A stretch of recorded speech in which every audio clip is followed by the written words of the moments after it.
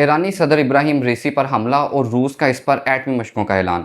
PTI की establishment को ललकार और एस्टेब्लिशमेंट का पीटीआई को करारा जवाब। सारा कुछ जानेंगे हम आज की इस वीडियो में। बिस्मिल्लाहिर्रहमानिर्रहीम।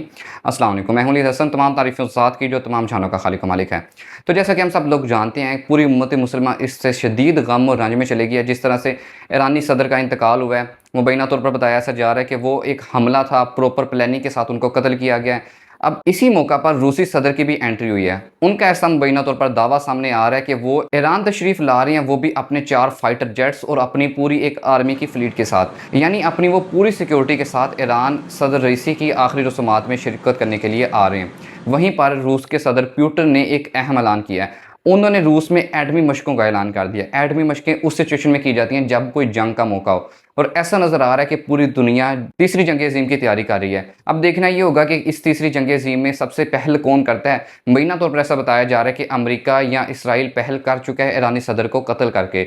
इसी के मौका पर रूसी सदर ने भी ऐलान किया, या रूस ने भी ऐलान किया एटमी मशकों का।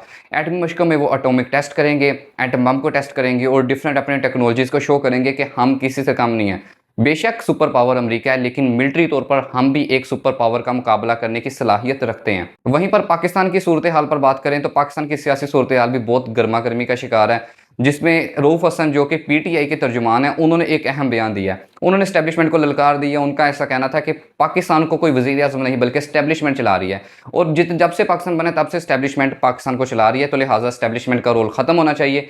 ये इख्तियार पाकिस्तान की अवाम और पाकिस्तान के वज़ीर आज़म के हाथ में आना चाहिए, ताकि कोई असली हुकूमत असली मैंडेट के साथ पाकिस्तान की अवाम को रिप्रेजेंट करे। और इस पर एस्टेब्लिशमेंट का मुबैना तौर पर ऐसा लग रहा है कि एस्टेब्लिशमेंट का जवाब भी मिल गया, यानी कि करारा जवाब देने की कोशिश की गई है। उनके फेस पर कट लगाया गया है, उन पर हमला किया गया है। अब ये बज़ाहिर तौर पर तो ये ख्वाजा सराओं ने किया है, लेकिन मुबैना तौर पर ऐसी फुटेजेस आ रही हैं या लोग ऐसे सोशल मीडिया पर साबिर शाकिर और लोग शो कर रहे हैं कि उनको सफारी दी गई थी और असली टारगेट उनकी शाहरग थी, यानी कि उनके फेस पर जो एक डीप कट लगा है, फेस पर गहरा घाव दिया गया, वो फेस पर नहीं बल्कि गर्दन पर लगना था, यानी कि उनको मारने की कोशिश थी ये। लेकिन ये हमले के बाद रऊफ हसन घबराए नहीं, बल्कि वो उनका जो भी ट्रीटमेंट है वो हुआ, और उसके बाद उन्होंने विक्ट्री का निशान बनाया दोबारा से, यानी कि वो स्ट्रॉन्ग हैं और ज़्यादा पुरजोश हैं पीटीआई और अवाम को रिप्रेजेंट करने के लिए। देखना ये होगा कि आने वाले दिनों में क्या सिचुएशन होती है। रऊफ हसन मजीद आगे क्या बयान देते हैं, और एस्टेब्लिशमेंट का हमें मुबैना तौर पर इनडायरेक्ट या डायरेक्ट कोई जवाबी वार हमें नजर आता है या नहीं नजर आता। वहीं पर एक और अहम खबर की बात करें तो पाकिस्तान के एक शायर और पाकिस्तान के सहाफ़ी अहमद फराज, जो कि गायब हो चुके थे, मुबैना तौर पर वो मिसिंग पर्सन बन चुके थे, तो उनको उठा लिया गया था। उसी केस पे मौका पर जस्टिस मोहसिन नकवी बिल्कुल फट पड़े। उन्होंने जो बयान दिया, उन्होंने जो रिमार्क्स दिए हैं, वो बहुत ज़्यादा अहम है।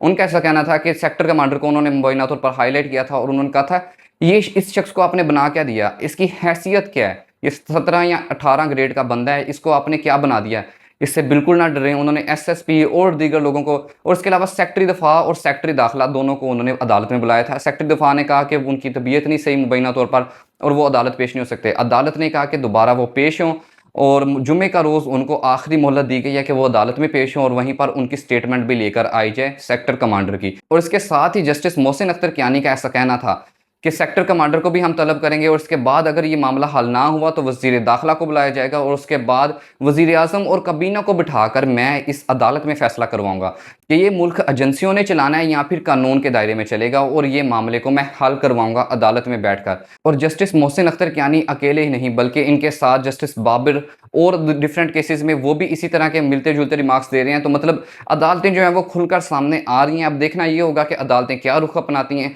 वहीं पर इमरान खान की जो केस है, जो उन्होंने किया हुआ था नैब तरमीम के खिलाफ, तो उसमें इमरान खान पहली उनकी पेशी हुई थी, जिसमें इमरान खान की फ़ोटो जो है वो पूरी दुनिया में वर्ल्ड वाइड इतनी ज़्यादा फेमस हुई। और इमरान खान की फ़ोटो जब सामने आई पहली, तो पूरी दुनिया ने मिठाइयाँ बांटी, बकरे की कुर्बानी की, सदक़े दिए।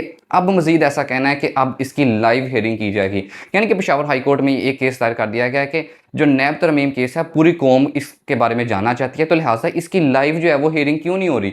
बाकी सारे केसेस की तो सुप्रीम कोर्ट की लाइव हियरिंग होती है, तो इसकी भी लाइव हियरिंग की जाए। अब देखना ये होगा कि अदालत इस पर क्या फैसला करती है, और लाइव हियरिंग हुई तो इमरान खान हमें लाइव टीवी पर नजर आएंगे। मैं मिलता हूँ आपसे किसी और वीडियो में। अपने गिरदोना लोगों की मदद करें, अपना और अपने अहले खाना का बहुत ज़्यादा ख्याल रखें। अल्लाह हाफिज़।